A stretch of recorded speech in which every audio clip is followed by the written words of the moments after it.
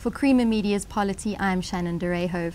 Former footballer and independent researcher Dr Howard Freese joins me to discuss the Mapungubwe Institute's research report on football in South Africa. Welcome, Howard. Now, Mistra pursues research on strategic issues facing the country, including history and philosophy, political economy, and utility of natural sciences. Why then did the Institute decide to release a report on the art, philosophy, and science of football in South Africa? If you look at their work, it's mostly around research of topical issues in South Africa, and the focus is trying to improve the life of people.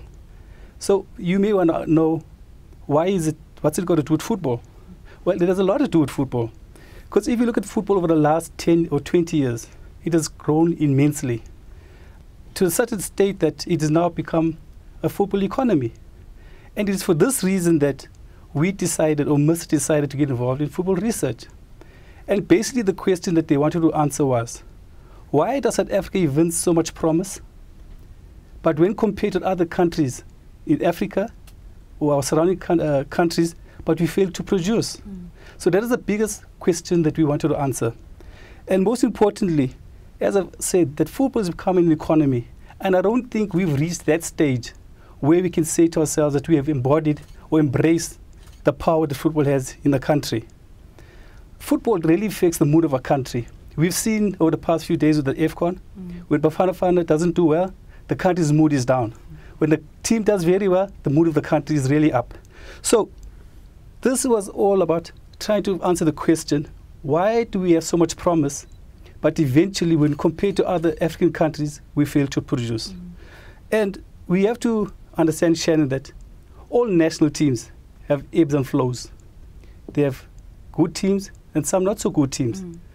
But the countries that perform the best are the countries that have the youth development system in place.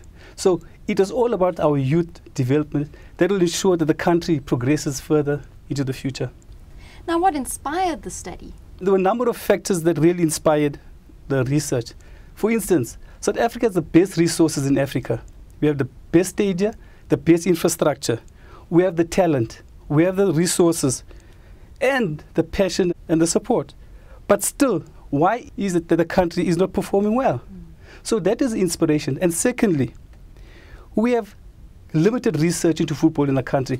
And here, this plays a very important role, Shannon, because we are not using our academic institutions to really go out and to research our youth development programs, the state of football in the country, so that we have information upon which we can base our strategies. And lastly, I don't think we take the value of football in the country very seriously. That football, the role it plays in society, it is able to motivate society, our young kids, and to build a winning nation. And I don't think we've really taken those factors into consideration when we look at our football. And most importantly, it helps us to build opportunity for those people who otherwise have not opportunity. We have a lot of talent, but we're not galvanizing talent for those people to really appreciate their own talents. How do you think football impacts on South Africa's national identity? Our football has a direct bearing on our national identity because it galvanizes people. It brings people of different races, different cultures, across barriers and diversity together. It plays a very important role in our social cohesion. And sport has a power to change the world. Right? It has a power to inspire people. It has a power to unite people in any other way that other things have failed to unite the people.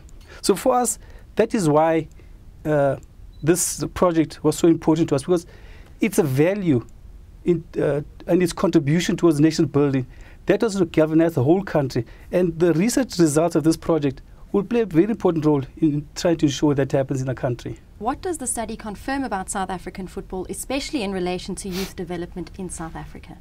Well, there's a number of things that the study has confirmed, Shannon. But the most important one, it confirms that South Africa is not short of talent. South Africa has a wide base of youth that are prepared to participate in sport. What it does confirm to us is that we do not have the proper systems and structures in place to nurture and to develop this youth. If you look at, for instance, our administration, that's one area that really needs to be looked at. We need to utilize our sports sciences. I mean, there are universities, Johannesburg University, University of the North, down in the Cape. These are universities that have facilities that can assist football to develop. Another area that is really lacking is our youth coaches. In the study, we found that there's only one youth coach that was qualified to coach a youth. So now here we have such a large country with only one qualified youth coach. So what does it say to us? That we are not prepared. So that is where we say in this research that we need to plow resources into the holistic development of the country. And if you look at a country like Japan, they've done it. They were in similar positions as South Africa. You look at a country like Germany, they were in a similar position in the 1990s when they lost to Croatia. They realized that the country was not performing as well as they did. So they stood back, revisited their structures, revisited their strategies, and realized that the only way they could move forward was through the youth development programs, was to cultivate their own philosophy in the country. Whereas prior to that, they were importing players, and it failed. So in our country, we need that. We need to develop our own football philosophy that tells us what kind of strategies we're going to implement in developing our football. What do you believe could create a new dawn for South African football? What we need, first and foremost, Shannon, is humility. And humility, and also to accept that the country is not where it should be. What we need to look at, firstly, is that we need to invest in youth. We need to look at the long-term development strategies of the country. Another thing where we need to really look at is our academies. Now, if you look at a country like Japan, Germany, before a team is given its license, there are certain protocols that that team has to adhere to. And one of them is its youth development policy. So we are saying that in this research, we need to ensure that all our first division teams, our PSL teams, have to have youth development policies or structures, because these are the structures that will ensure in the end that South Africa survives and that we're able to compete internationally. Now, what were some of the key findings of the research report, and what are these recommendations? Basically, the key finding is that all the countries and all the research that we found, all the countries that have done very well, Shannon, are the countries that have solid youth structures in place. So we cannot run away from that premise that we need to go back and see where we're lacking of youth development structures and try to rectify that. If you look at some of the funds that have been given to SAFA by FIFA for the Legends program, those are the funds that can be used to ensure that our future is secured in terms of our youth. Our strategies have to be long-term. What we've been doing over the past few years is that our strategies have been very medium to short-term. We're going from AFCON to the World Cup, from the World Cup back to the AFCON. But we do not see a strategy that is long-term in its focus, so that we need to look over the next 20 years, next 30 years. Another area that we really need to look at is the relationship between a football association and the Premier League. And we can know that if this relationship between the mother body and the league is one of antagonism, we're not going to move forward. And this has happened in London, where the Premier League and the Football Association were at loggerheads. And that is why they are suffering today in terms of the youth development policies. You find teams like Arsenal, Manchester, they're buying youth from other countries because they fail to develop their own youth. So if there's no working relationship between the Premier League and the mother body, which is SAFA, we'll continue to have problems. Because we all need to know that SAFA is the mother body, and they set the standards and the programs for the country. So they need to do their work. And also, we need to relook at our management structures. We need to think out of the box in terms of how we manage our football structures. And if we don't do that, then we definitely not going to perform as well as we want to perform. Now, you were a professional footballer yourself, playing amongst others for South African super club Kaizer Chiefs. Tell us a little about your playing career as a footballer and how you have now gone into policy research. Well, I played for Chiefs in 1985 to the early 90s.